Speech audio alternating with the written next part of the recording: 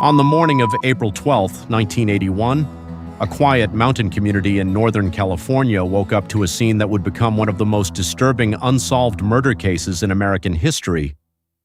Nestled among the pine trees of the Sierra Nevada mountains was the small resort town of Keddie. It was the kind of place where families spent summers fishing, hiking, and escaping city life. The cabins were modest, the community was close-knit, and violent crime was almost unheard of. But inside Cabin 28, something unimaginable had happened. The discovery would shock investigators, terrify residents, and leave behind a mystery that continues more than 4 decades later. This is the story of the Keddie Cabin Murders. At the center of the story was 36-year-old Glenna Susan Sharp, known to friends simply as Sue. After separating from her husband, Sue moved to Keddie with her 5 children in 1979, hoping for a fresh start. The family rented Cabin 28, a small home located near the edge of the resort. Life wasn't always easy. Sue was raising her children largely on her own, but neighbors described her as friendly, caring, and determined to provide a stable life for her family. Living with Sue were her sons John, 15, Rick, 10, Greg, 5, and daughters Sheila, 14, and Tina, 12. By all appearances, they were adjusting to their new life in the mountains. No one knew their story was about to become a nightmare. On April 11, 1981, the Sharp family spent the day like many others. That evening, 14-year-old Sheila Sharp went to spend the night with a friend who lived nearby. Back at Cabin 28, Sue remained home with the rest of the family. Also present that night was 17-year-old Dana Wingate, a friend of John Sharp. At some point during the evening, everything changed. Exactly what happened inside the cabin remains uncertain. What investigators believe is that sometime during the late-night hours, one or more attackers entered the home. The violence that followed was extreme. The next morning, around 7:30 a.m., Sheila returned home. As she approached Cabin 28, nothing seemed unusual from the outside. But when she opened the door, she walked into a scene of unimaginable horror. Inside the living room, 3 bodies lay on the floor: Sue Sharp, her son John, and John's friend Dana Wingate. The victims had been brutally attacked. Evidence showed they had been bound with electrical cords and tape before suffering fatal injuries. The crime scene was chaotic and violent. Furniture had been overturned. Blood was everywhere. The attack appeared intensely personal. Terrified, Sheila ran from the cabin, screaming for help. Neighbors rushed to the scene and quickly contacted law enforcement. When investigators arrived, they were confronted with one of the most disturbing crime scenes many had ever encountered. Yet almost immediately, another mystery emerged. 3 children who had been inside the cabin that night were found alive. Rick Sharp, Greg Sharp, and their friend Justin Smart had been sleeping in a separate bedroom. Despite the brutal murders occurring only feet away, none of the boys had been physically harmed. Even stranger, they reportedly slept through the attack.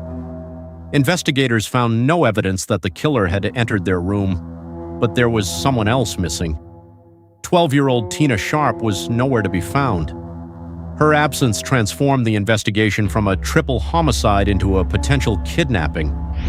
Authorities launched an extensive search of the surrounding forests. Search teams combed the mountains. Volunteers joined the effort, but Tina had vanished without a trace. As investigators processed the crime scene, they began piecing together what might have happened. Several weapons appeared to have been used during the murders, including a hammer and knives. Evidence suggested a prolonged struggle had taken place. The level of violence indicated that the attack was likely targeted rather than random. Attention soon turned toward people connected to the victims. One of the first individuals questioned was Marty Smart, a neighbor who lived nearby with his family. His son Justin had been one of the boys sleeping in the cabin during the murders. Investigators learned that Marty and Sue Sharp had known each other. Reports later emerged suggesting Marty had a history of volatile behavior and may have harbored personal grievances. His friend and neighbor John Bo Boubaid also attracted attention.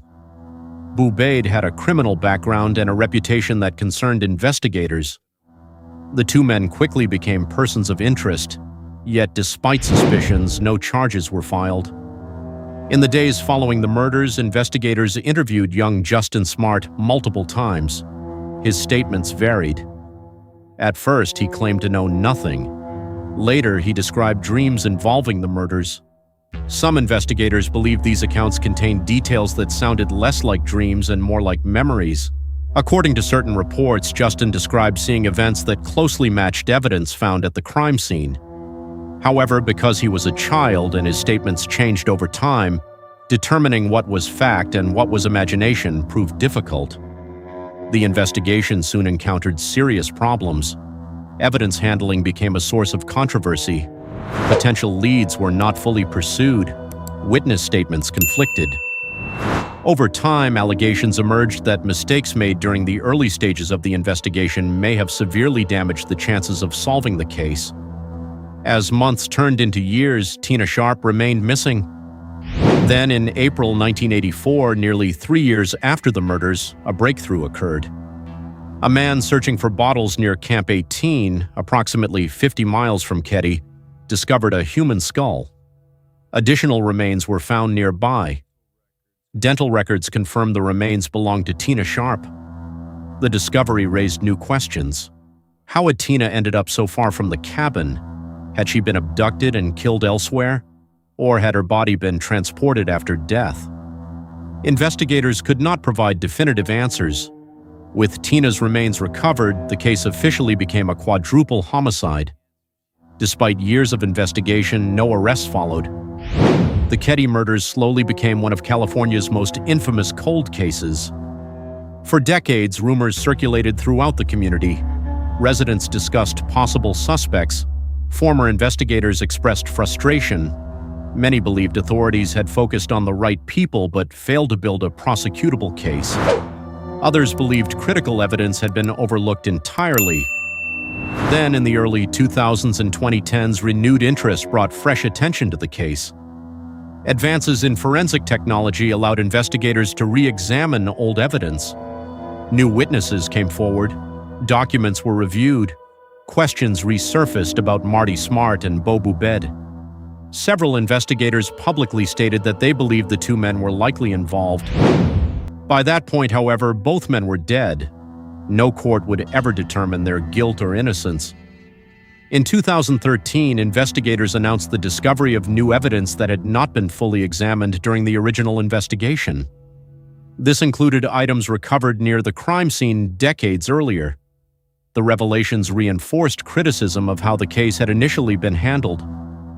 Many observers wondered whether crucial opportunities had been lost forever. Even today, significant questions remain unanswered. Why were the younger boys spared? What exactly happened inside Cabin 28 during those final hours? Who removed Tina from the scene? Was there more than one killer? And could the case have been solved if evidence had been handled differently in 1981? For the surviving members of the Sharp family, those questions have never gone away. The murders destroyed a family and left emotional scars that have lasted generations. For the residents of Keddie, the case transformed a peaceful mountain community into the setting of one of America's most haunting criminal mysteries. The cabin itself no longer exists. Cabin 28 was demolished years ago, but the story remains. More than 40 years later, investigators continue to believe the truth may still be hidden somewhere within the evidence, the witness statements, and the secrets carried by those who were there. The Keddie Cabin Murders stand as a reminder that some crimes leave behind more than victims. They leave behind silence. A silence filled with unanswered questions, missed opportunities, and a search for justice that never truly ends. And in the forest surrounding Keddie, where the mountains stand unchanged and the pine trees continue to sway in the wind, the mystery of what happened inside Cabin 28 on that spring night in 1981 remains one of the most chilling unsolved cases in American history.